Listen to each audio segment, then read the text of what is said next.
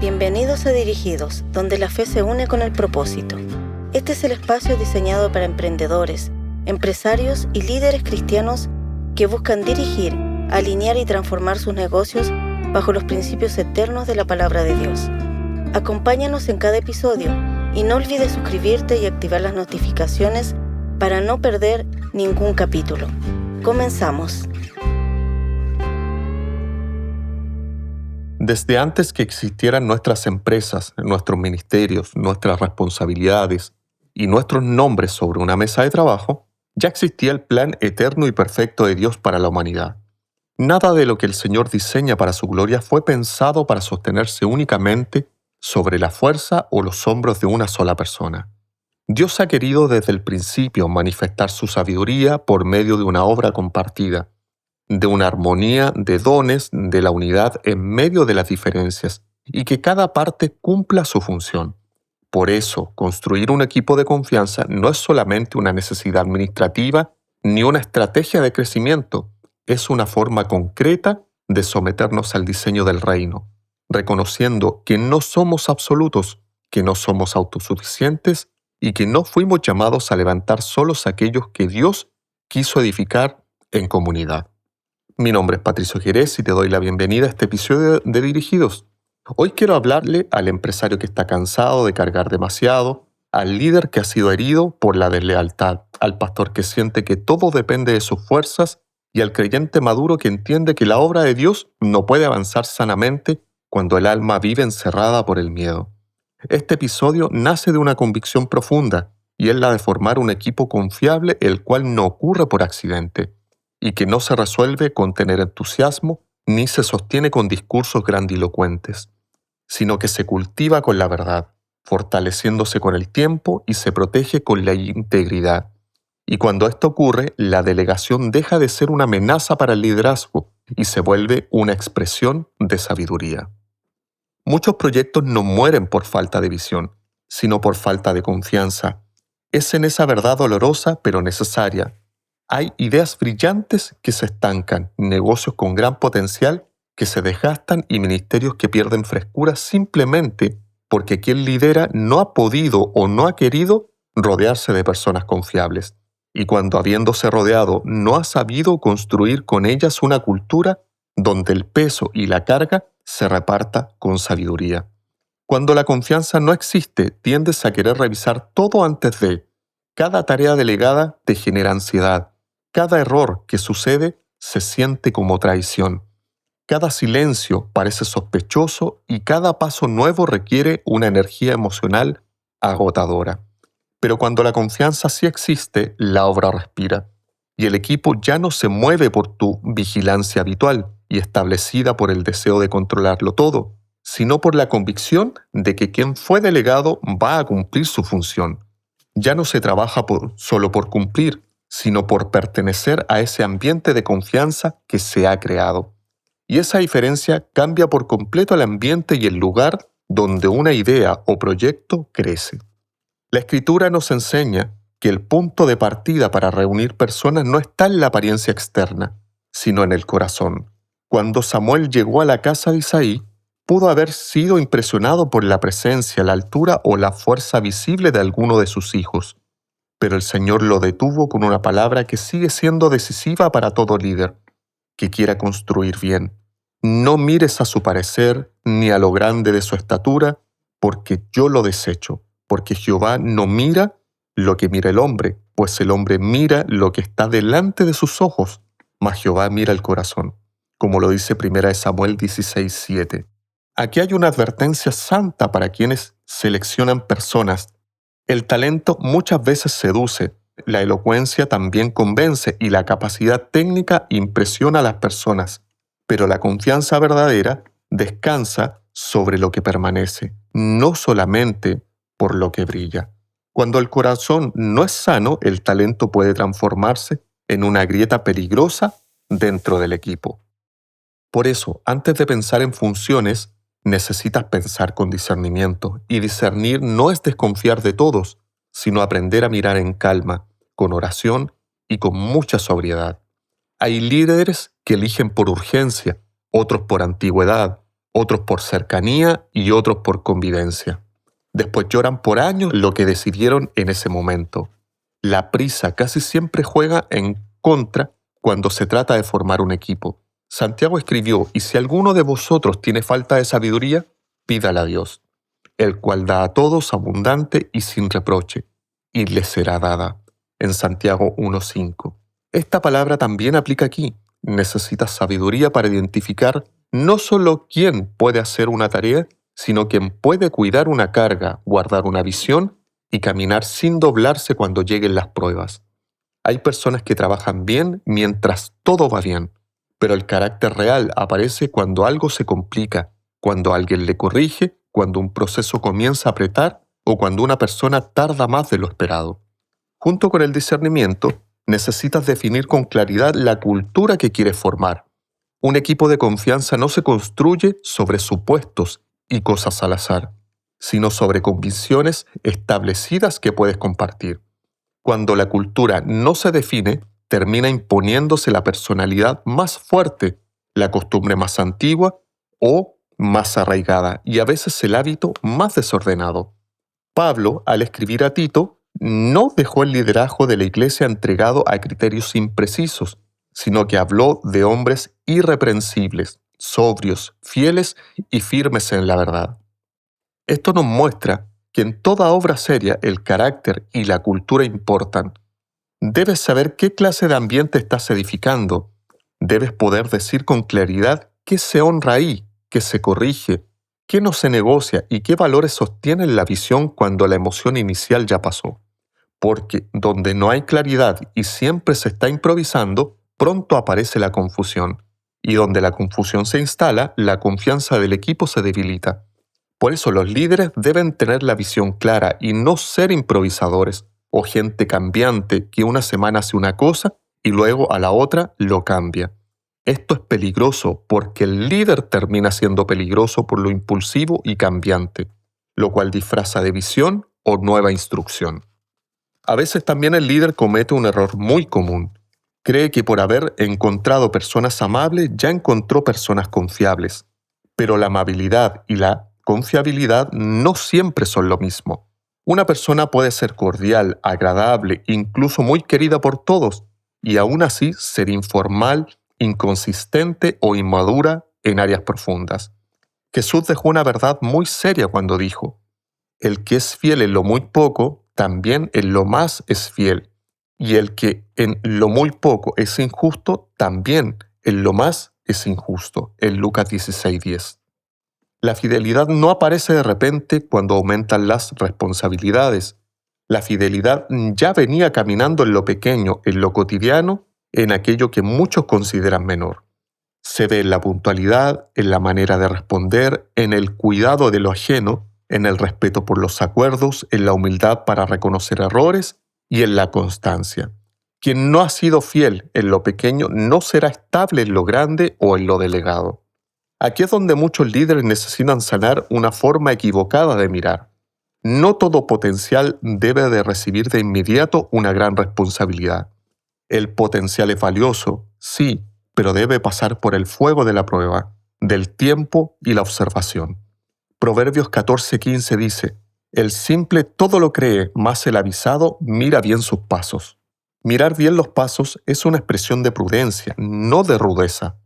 Significa permitir que la persona muestre su manera de trabajar, de reaccionar, de comunicarse y de sostener cargas reales.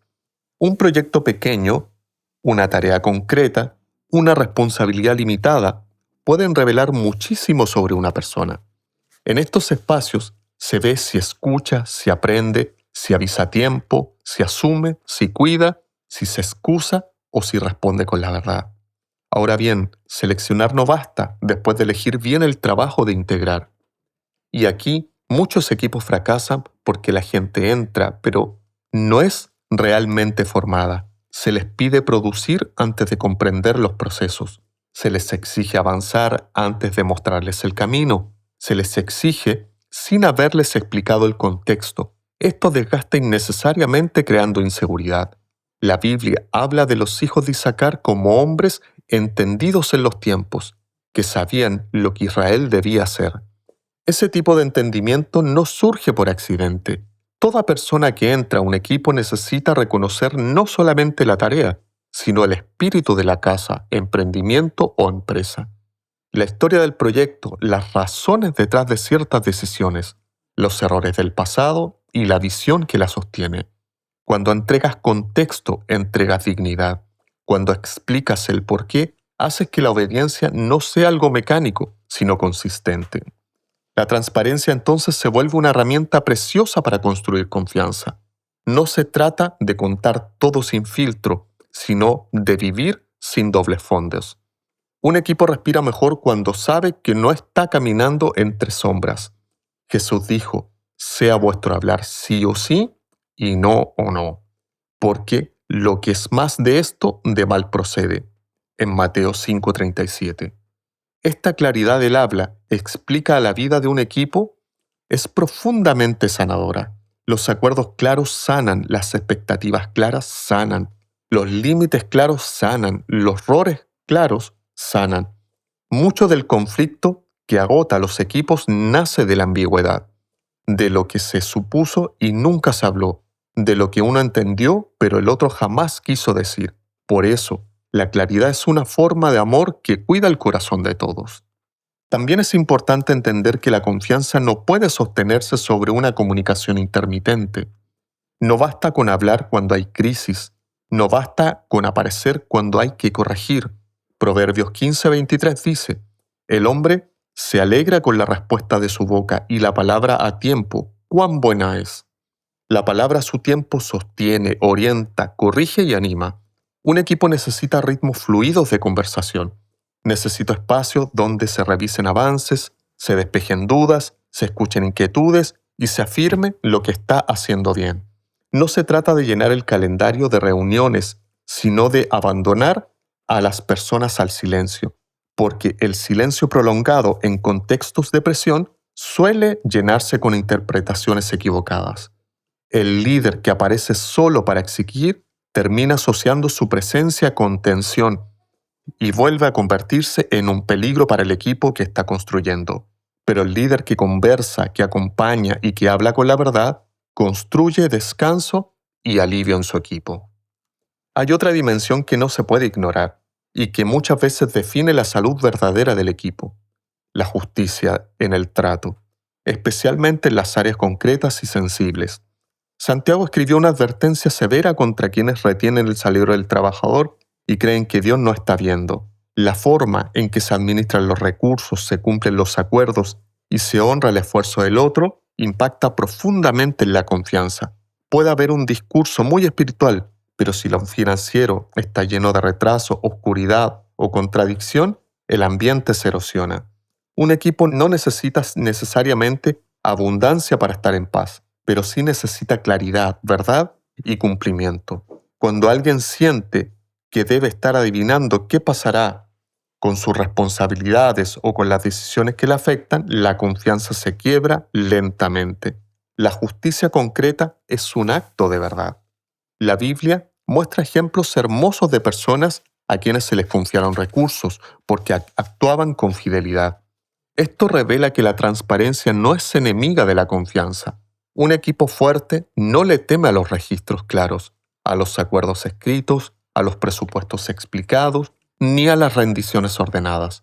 Al contrario, esos hábitos protegen la relación y evitan sospechas innecesarias.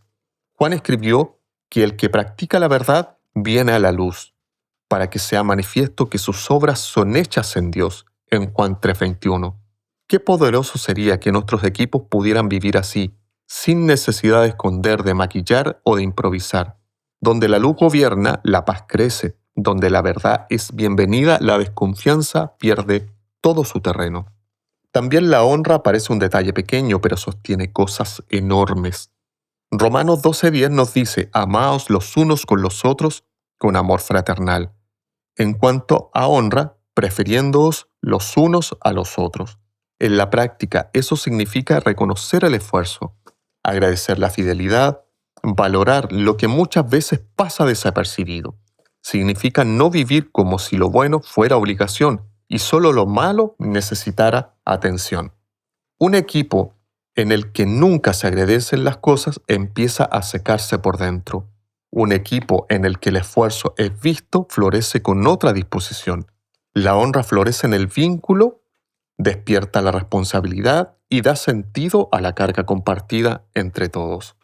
Con el tiempo, si el equipo avanza de verdad, llegará algo inevitable, el conflicto, y allí se verá si la confianza era superficial o si realmente tenía raíces. Porque la confianza no se prueba en los días livianos, sino cuando aparece una tensión, un error, una diferencia de criterio o una herida mal interpretada. Proverbios 18:17 enseña: justo parece el primero que aboga por su causa, pero viene su adversario y le descubre.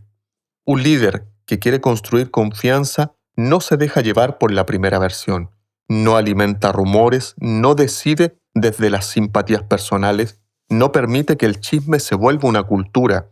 Escucha, observa, busca hechos, pregunta y corrige con justicia. Cuando el equipo percibe esa equidad, la confianza se afirma incluso en medio del desacuerdo. Y esta manera de que se manejan los conflictos revela si el liderazgo está centrado en la verdad.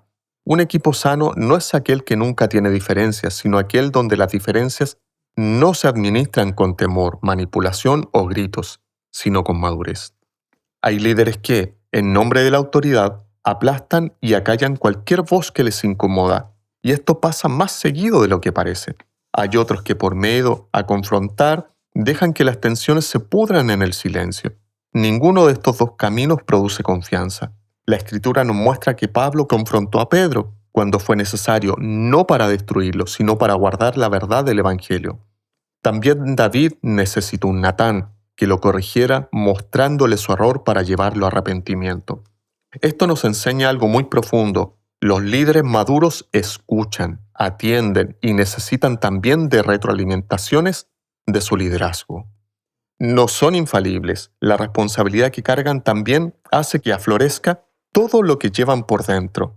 Y si el líder es maduro, no se esconderá detrás de su fachada de liderazgo, sino que en silencio también admitirá sus errores y los corregirá sin tomar represalias o derivar a otros las debilidades de su liderazgo. Pero para que esto ocurra, el líder debe ser el primero en abrir espacio a la corrección. No puede exigir transparencia si vive blindado en sus excusas o se esconde detrás de su liderazgo. No puede pedir sinceridad si responde con dureza cuando le muestran algo. El salmista oró: examíname, oh Dios, y conoce mi corazón, prueba y conoce mis pensamientos, y ve si en mí hay camino de perversidad, y guíame en el camino eterno. En Salmo 139, del 23 al 24. Ese espíritu es indispensable para quien guía a otros. Cuando un líder sabe pedir perdón, reconoce límites, escucha observaciones y revisa sus propias decisiones, le está diciendo al equipo que la verdad vale más que la propia imagen, y eso les da descanso. Un equipo descansa cuando no tiene que rendir culto a la personalidad del líder, ya que al único que se le rinde culto es a Dios. Y esto hace que puedan caminar con él o ella en humildad y en verdad. La delegación también exige una verdad que a veces se olvida. No se puede transferir responsabilidad sin transferir autoridad y herramientas. Es profundamente injusto pedir resultados a alguien a quien no se le ha dado el margen de acción, información suficiente o respaldo claro en sus decisiones. Cuando en la Escritura se le confiaban tareas a ciertos hombres, también se les daba el marco de acción necesario para cumplirlas. En una empresa, en un ministerio o en cualquier equipo serio, esto implica explicar los procesos, entregar el acceso, definir límites y también acompañar al comienzo. El colaborador necesita saber hasta dónde se puede decidir y con qué recursos cuenta y en qué momento debe consultar. Cuando esto no está claro, aparece la frustración. Y la frustración sostenida en el tiempo va erosionando la confianza más rápido que el cansancio. Formar equipo, entonces, requiere invertir en capacitación también. Éxodo 35 muestra algo precioso cuando dice que Dios puso en ciertos hombres no solo la habilidad para hacer, sino también la capacidad para enseñar. Esto es muy importante. Hay líderes que temen formar demasiado a otros porque piensan que podrían volverse independientes, cuestionar sus decisiones o incluso irse. Pero esa forma de pensar termina asfixiando la obra. Y quien no enseña se condena a cargar todo solo. Quien no forma se vuelve un cuello de botella para el crecimiento y más temprano que tarde terminará agotado, frustrado y convencido de que nadie le ayuda bien, cuando en realidad nunca sembró con paciencia lo que después se esperaba cosechar en madurez. Formar toma tiempo, sí, exige repetir, corregir y acompañar, pero también multiplica la paz futura. Hay además un componente profundamente humano y espiritual en todo esto. La gente no necesita solamente instrucciones, necesita sentirse parte. Nehemías reconstruyó el muro asignando tramos concretos a personas y familias específicas. Esto generó pertenencia en los delegados. Ellos no estaban reparando una estructura ajena, estaban levantando una defensa que tocaba su propia casa, su propia historia, su propia seguridad. Cuando en un equipo la gente se siente que solo ejecuta labores, la energía se vuelve fría y se debilita. Pero cuando entiende que se está cuidando algo de lo cual forma parte, su disposición cambia completamente. Por eso el líder sabio no solo reparte tareas, conecta a las personas con el sentido de lo que hacen. Muestra cómo su trabajo contribuye al todo, cómo su fidelidad sostiene a otros y cómo su esfuerzo tiene valor mucho más allá del resultado inmediato. Y la pertenencia también se fortalece con hábitos relacionales. No todo se construye en torno a metas, plazos y reportes. Un equipo de confianza necesita espacios donde las personas puedan ser vistas como personas, no solo como funciones. A veces una oración en común, una conversación, una palabra de ánimo en el momento oportuno o una celebración sencilla hacen más por la unidad que una larga reunión estratégica. En el reino, la obra nunca debería volverse tan importante que termine devorando a las personas que la encarnan. Si el proyecto crece, pero el alma del equipo se seca, algo se ha torcido. La confianza se nutre cuando los vínculos son cuidados con la carga del otro, haciendo que la carga del otro importe juntamente con su vida. Y aquí aparece una pregunta que todo líder debe hacerse. ¿El ambiente que he creado permite que la gente diga la verdad sin el temor de que puedan ser callados?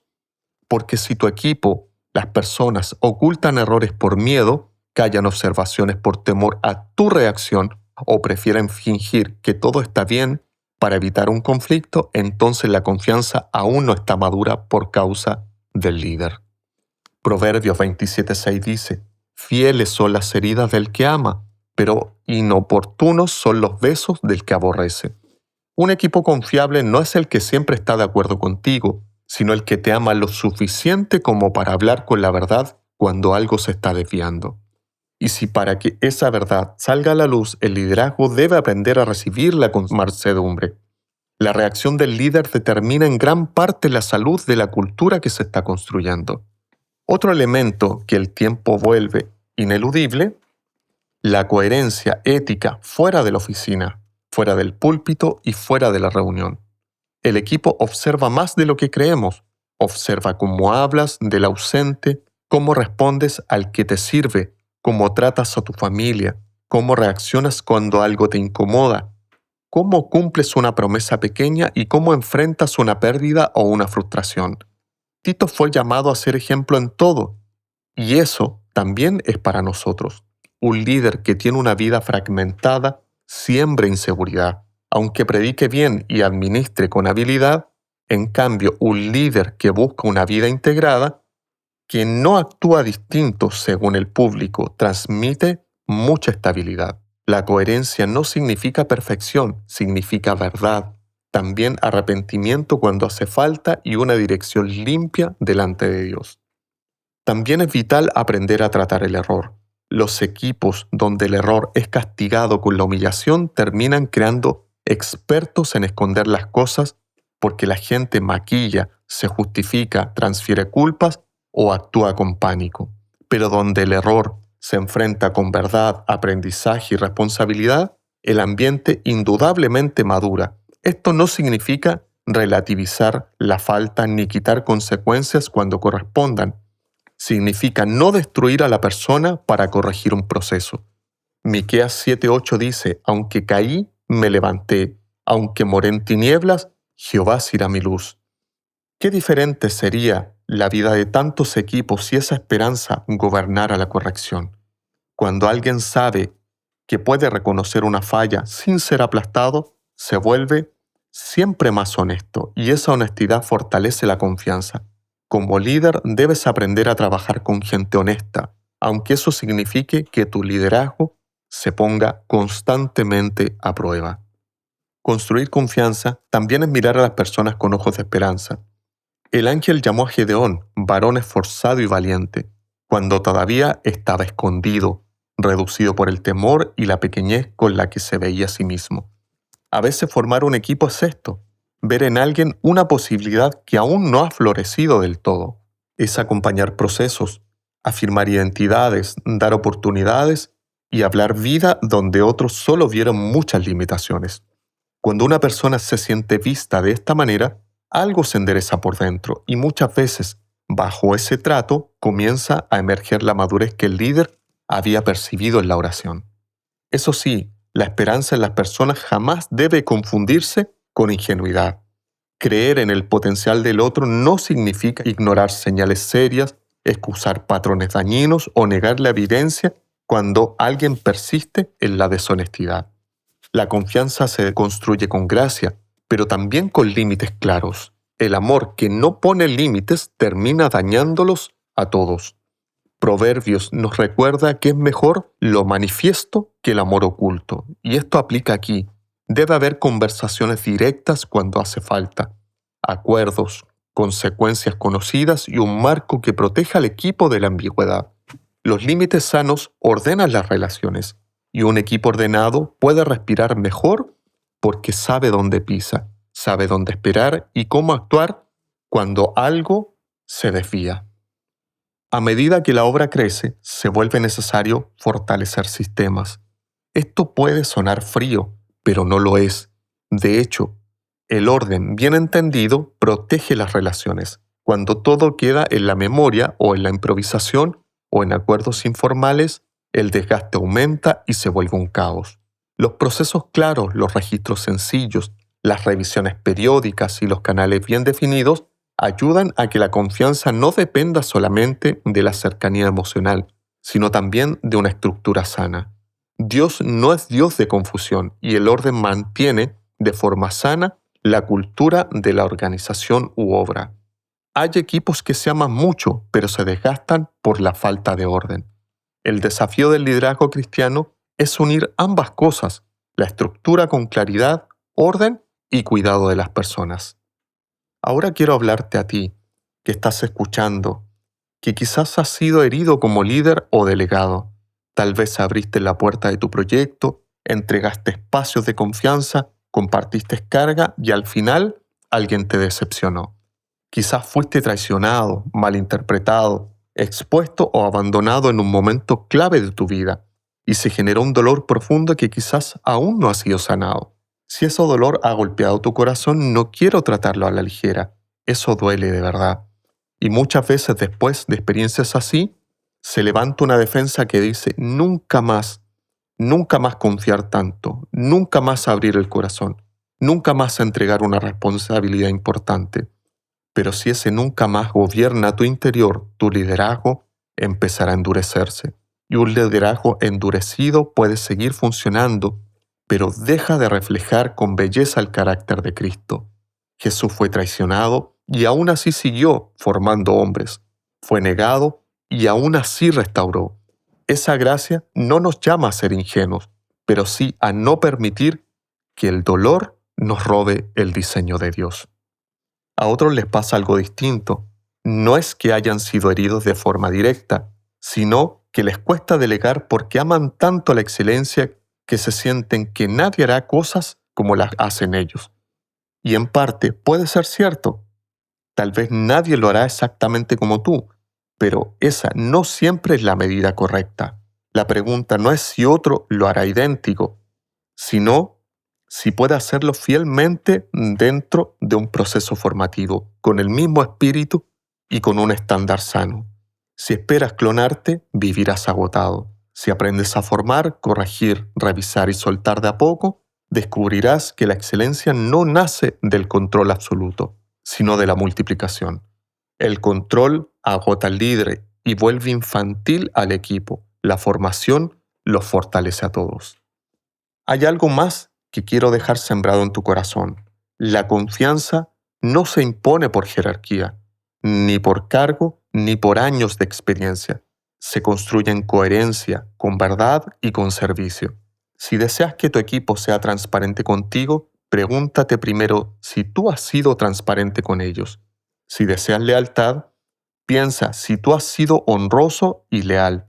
Si deseas madurez, revisa si has invertido en formar. Si deseas iniciativa, observa si has dado la libertad para que otros la tomen.